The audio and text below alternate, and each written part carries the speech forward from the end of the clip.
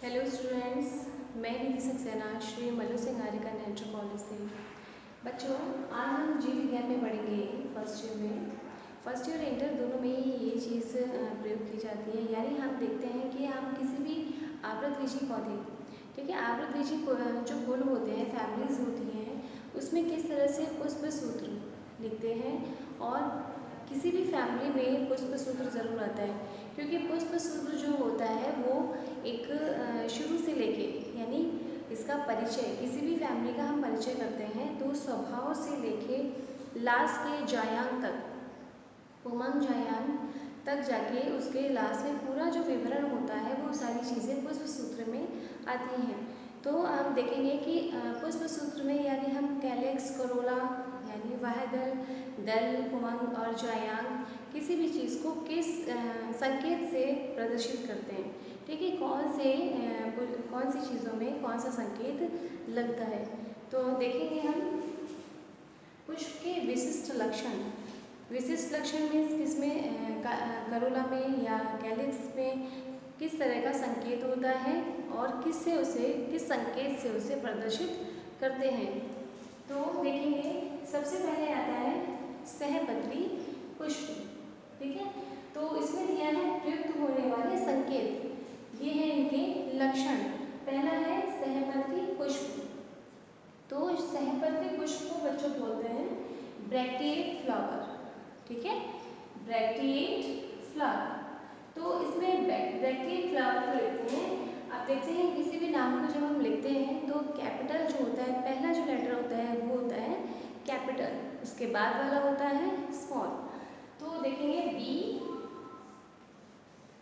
और आर, तो ये क्या हो गया, ब्रैक्टिएट फ्लावर। तो सहपत्री पुष्प।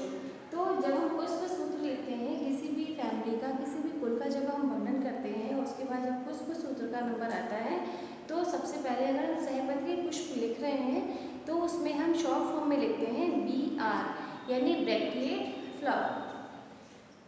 इसके बाद आता है असहपत्री पुष्प, ठीक है, असहपत्री पुष्प यानी ई ब्रैक्टिएट फ्लावर, ठीक है ना।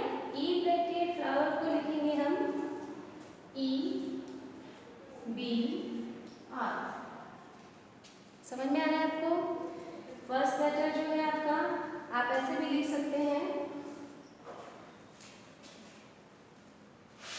मैंने आपको जिस तरह से बताया है कि फर्स्ट लेटर आपका कैपिटल EBR, ठीक है ना। BR था वो कैपिटल था, तो EBR इस तरह से भी लिख सकते हैं। त्रिज्या सममित पुष्प, अगला आता है त्रिज्या सममित पुष्प। इसे कहते हैं एक्टिनोमॉर्फिक। क्या कहते हैं, एक्टिनोमॉर्फिक। अब एक्टिनोमॉर्फिक को उन्होंने संकेत लिखा है, प्लस का चिन्ह लगाया है, ठीक है, इसको बोलते हैं एक्टिनोमॉर्फिक। ये साइन इसमें प्रयोग किया जाता है। इसके बाद आता है एक व्यास सममित पुष्प, तो इसमें आएगा जाइगोमॉर्फिक। जाइगोमॉर्फिक में किस चिन्ह से इन्होंने दिखाया है, प्रतिशत का चिन्ह है, ठीक है बच्चों, प्रतिशत का चिन्ह लगाया है इन्होंने, तो इस तरह से ये जाइगोमॉर्फिक इंडिकेट करता है। इसके बाद आता है द्विलिंगी पुष्प। तो द्विलिंगी पुष्प को क्या कहते हैं बच्चों, बाइसेक्सुअल फ्लावर। तो बाइसेक्सुअल फ्लावर में क्या करेंगे, जिसमें मेल और फीमेल दोनों चीज होगी। तो मेल और फीमेल में कैसे करेंगे, ये होता है आपका मेल फ्लावर, ये होता है फीमेल, ठीक है।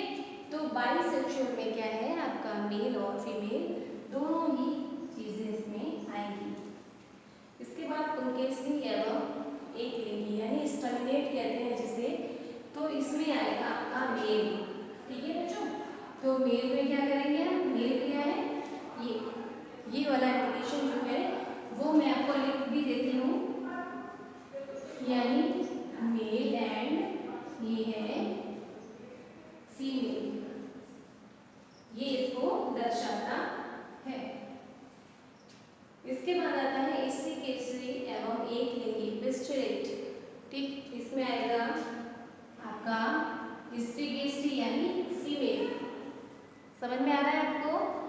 ये सारी चीज़ें डिवीजन है, प्रतीक है, इसमें लिखा हुआ है सबसे ऊपर प्रयुक्त होने वाले संकेत। इसके बाद आता है अनुवाह दल। ठीक है बच्चों, अनुवाह दल बोलते हैं इसे इपिकैलिक्स। क्या बोलते हैं? इपिकैलिक्स। तो हम इसे रिप्रेजेंट कर सकते हैं ई पी। क्लियर? इसके बाद आता है वाह्यदल।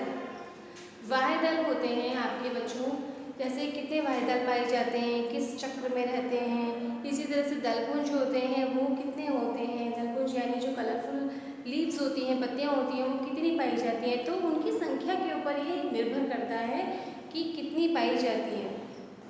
वैसे वाह्यदल को, कैलिक्स को हम के से रिप्रेजेंट करते हैं, लेकिन इनको संयुक्त अवस्था में ये पाए जाते हैं, यानी हम इनके लिए कोष्टक छोड़ते हैं, जिससे इनकी संख्या अगर 5 है तो इसमें हम 5 लिखते हैं।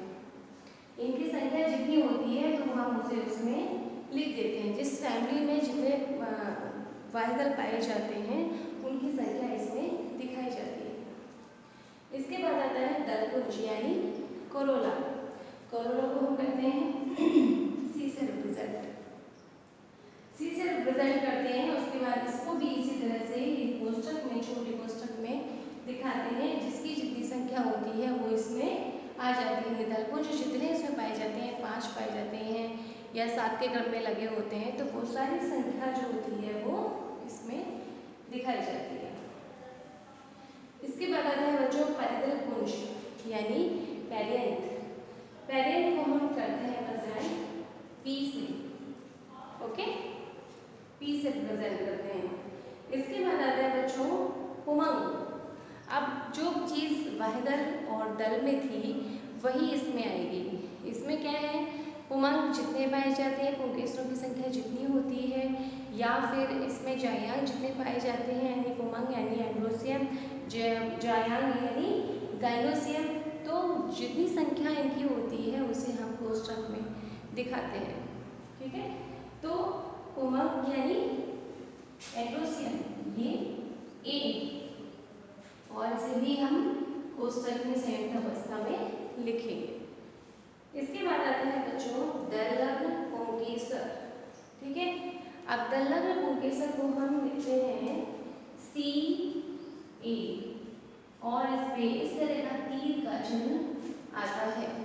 ठीक है, इसके बाद आता है परिदल लग्न पुंकेसर, और आपको बता दूं दलग्न पुंकेसर को कहते हैं इपीपेटेलस। ठीक, इसको कहते हैं इपीफाइलस।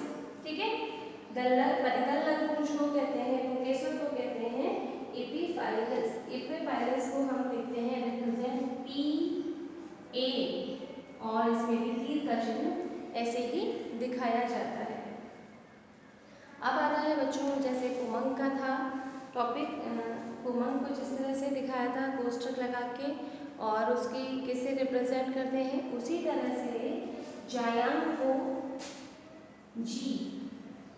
ठीक है, इसे कैपिटल जी से रिप्रेजेंट करते हैं।